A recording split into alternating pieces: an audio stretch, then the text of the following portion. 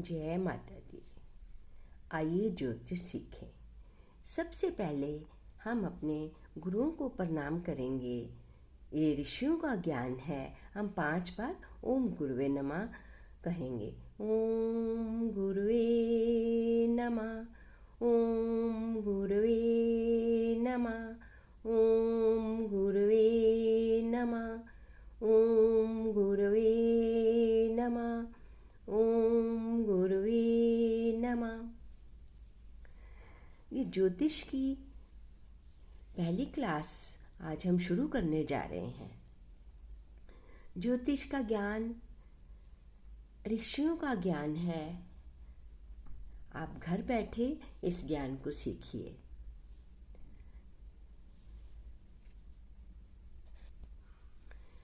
ज्योतिष एक साइंस है।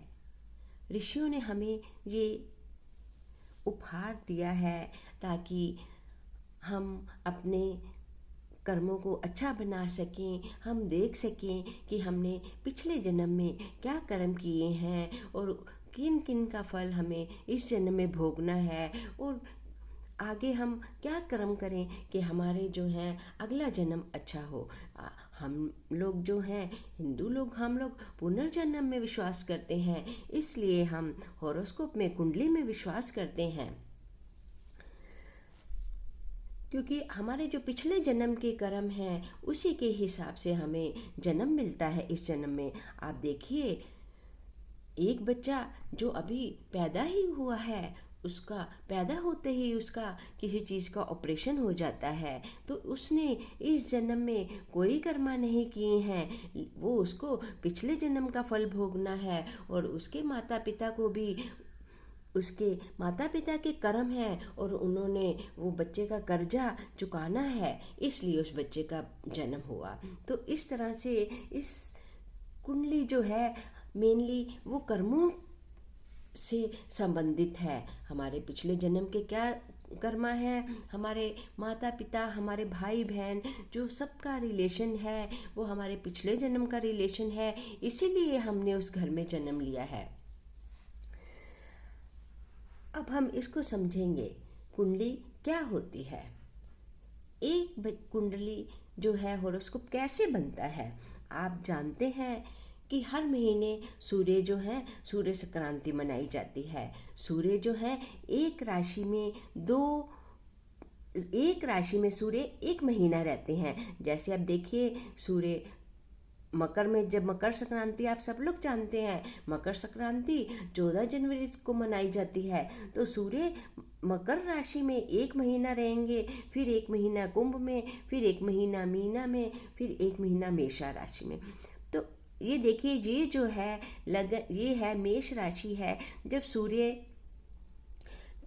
14 अप्रैल से लेके 14 मई तक सूर्य इस राशि में होंगे, मेष राशि में।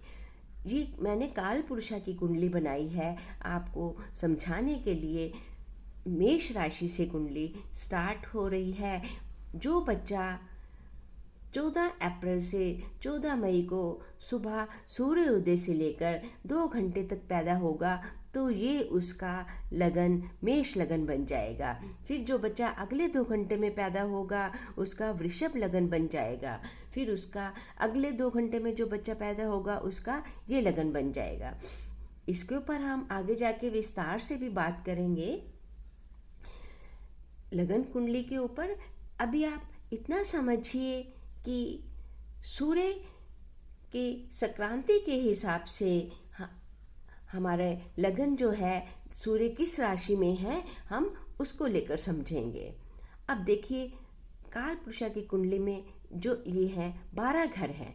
12 इसको आप देख रहे हैं यहाँ पर 1 2 3 4 5 6 7 8 9 10 11 12, एक कुंडली के 12 घर बनाए हैं।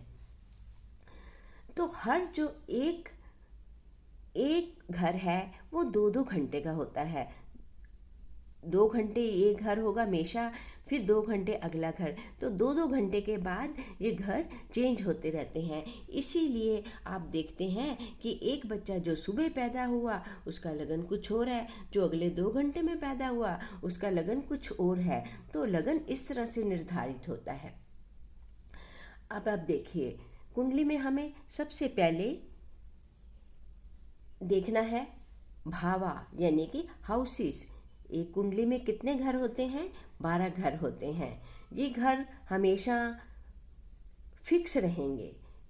हर कुंडली में 12 ही घर आप देखेंगे, 12 ही घर पाए जाते हैं। ये इस तरह से ऋषियों ने इसको 12 घरों में विभाजित किया है। अब ये घर जो हैं ये फिक्स हो गए कि एक कुंडली में 12 घर हैं। उसके बाद राशियां कितनी हैं?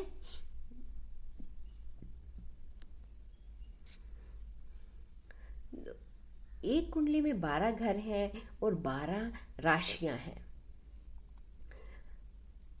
ये पहली राशि जो है इसका नाम है मेष राशि, दूसरी राशि जो है इसका नाम है वृषभ राशि, तीसरी राशि जो है इसका नाम है मिथुन राशि, चौथी राशि कर्क राशि, पांचवी सिंह राशि, छठी कन्या राशि, सातवीं तुला राशि, आठवीं वृश्चिक राशि, नौवीं धनु राशि, 10वीं मकर राशि, 11वीं कुंभ राशि, 12वीं मीना राशि। इस तरह से इन राशियों को नाम दिए गए हैं। 12 राशियां हैं। आपने भाव और राशि में कंफ्यूज नहीं होना है। जो घर है वो 12 ही हैं। घर 12 हैं एक कुंडली में और राशियां भी 12 हैं। लेकिन हर किसी के लगन के हिसाब से ये घरों की स्थिति चेंज होती रहेगी। राशियां तो 12 हैं, फिक्स हैं, लेकिन लगन के हिसाब से उसके घर चेंज होते रहेंगे। जैसे जो बच्चे का मेष लगन होगा उसका पहला घर ये है। मेष लगन की कुंडली वाले का पहला घर मेष, दूसरा घर वृषभा, तीसरा घर मिथुना, चौथा घर कर्क। और जो बच्चे की लगन वृषभ बन जाएगा तो उसका पहला घर वृषभ बन जाएगा, दूसरा घर मिथुन बन जाएगा, तीसरा घर कर्क बन जाएगा। तो इसी तरह से ये घर चेंज होंगे। आपको सिर्फ एक बात दिमाग में फिक्स कर लेनी है कि घर 12 हैं, राशियों के नाम फिक्स हो गए 12 और घर 12 हैं। लेकिन जो 12 घर हैं वो हर किसी के अलग अलग होंगे। जो बच्चा मेष राशि में पैदा हुआ उसका पहला घर मेष है। जो बच्चा मीना राशि में पैदा हुआ उसका पहला घर ये बन जाएगा, उसके लिए मेषा दूसरा घर बन जाएगा। तो इस तरह से हमें राशियों के नाम याद रखने हैं और घर तो 12 फिक्स हो गए हैं। ज्योतिष में कर्मों को बहुत महत्व दिया गया है। ये जो एक कुंडली है इसको 3 भागों में विभाजित किया गया है। ज्योतिष में कर्मों को महत्व दिया गया है, इसलिए इन राशियों को 12 राशियों को 3 भागों में विभाजित किया गया है। पहली जो 4 राशियां हैं वो हमारे प्रारब्ध के कर्मा हैं, पास्ट जन्म के कर्मा हैं। अगली 4 राशियां हमारे प्रेजेंट के कर्मा हैं। उससे अगली 4 राशियां हमारे फ्यूचर के, हमारे भविष्य के कर्मा हैं। भूत, वर्तमान और भविष्य, इसको 3 भागों में विभाजित किया गया है। आगे जाके आप समझेंगे कि कुछ हमारे प्रारब्ध के कर्मा हैं जो हमें इस जन्म में भोगने ही हैं। जैसे आप देखते हैं कि एक बच्चे का जन्म हुआ है और जन्म होते ही उसका ऑपरेशन हो जाता है, तो और उसके माता पिता को वो बच्चा कर्जा लेने आया है और कर्जा लेके चला जाता है। तो देखो उस बच्चे ने अभी इस धरती पर कोई कर्म नहीं किए हैं, तो ये उसके पिछले जन्मों के कर्मों का फल है बच्चे के। और माता पिता को ये कर्जा जो है बच्चे का चुकाना है। तो ये सब कुछ हम हॉरोस्कोप से, कुंडली से देख के हम पता करेंगे कि हमारे पिछले जन्म के क्या कर्म है। ज्योतिष शास्त्र में कुंडली का मेन उद्देश्य यही है कि हम अपने पिछले जन्म के कर्मों को समझें और इस जन्म में हम उन कर्मों को कुछ अच्छा कर सकें ताकि हमारा आगे वाला जन्म जो है अच्छा हो, क्योंकि हम लोग पुनर्जन्म में विश्वास करते हैं। जैसा कि अभी आपको मैंने एग्जाम्पल भी दिया कि एक बच्चे ने कुछ कर्म नहीं किए इस जन्म में, पिछले जन्म के फल भोगने के लिए आया है। इसलिए हम धीरे धीरे करके ये सीखेंगे कि क्या जो हमारे अभी माता पिता है वो हमारे पिछले जन्म के माता पिता है या अभी हमारे इस जन्म के नए माता पिता बने हैं। हमारे भाई बहन सबके साथ जो हमारा संबंध है पिछले जन्म का है या अभी हमारा नया खाता शुरू हो रहा है। धीरे धीरे करके हम ये सब कुछ समझेंगे। ज्योतिष विद्या बहुत आसान है, बस आपको कंसंट्रेट होके आपको बस हर रोज पढ़ना है। जो भी आप पढ़ते हैं उसको समझिए, उसके नोट्स बनाइए। अब देखिए, हमने 12 राशियां निर्धारित हो गई हैं। अब हम देखेंगे कि इन 12 राशियों के लॉर्ड कौन है, देवता कौन है। देखिए, पहली राशि जो है मेष राशि, उसके देवता मंगल हैं। दूसरी राशि वृषभ राशि, उसके देवता शुक्र हैं। तीसरी राशि मिथुन राशि, उसके देवता बुध हैं। चौथी राशि कर्क राशि, उसके देवता चंद्रमा हैं। अगली राशि सिंह राशि, उसके देवता सूर्य हैं। छठी राशि कन्या राशि, उसके देवता बुध हैं। सातवीं राशि तुला राशि, उसके देवता शुक्र हैं। आठवीं राशि वृश्चिक राशि, उसके देवता मंगल हैं। नौवीं राशि धनु राशि, उसके देवता गुरु हैं। 10वीं राशि मकर राशि, उसके देवता शनि हैं। 11वीं राशि कुंभ है, उसके देवता शनि हैं। 12वीं राशि मीना राशि, उसके देवता गुरु हैं। आप देखिए, सिर्फ सूर्य और चंद्रमा को छोड़कर हर राशि के 2 देवता हैं। मंगल जो है मेषा के भी देवता हैं और वृश्चिक के भी देवता हैं। शुक्र जो है वो वृषभा के भी देवता हैं और तुला के भी देवता हैं। मिथुन आगे बुध जो है वो मिथुन के भी देवता हैं और कन्या के भी देवता हैं। कर्क जो है चंद्रमा जो है वो कर्क राशि के देवता हैं, उनको एक ही राशि दी गई है। और सूर्य जो है सिंह राशि उनको दी गई है। आप देखिए, सूर्य और चंद्र हमारे इस समय हम प्रत्यक्ष धरती पर अपनी नंगी आंखों से देख सकते हैं।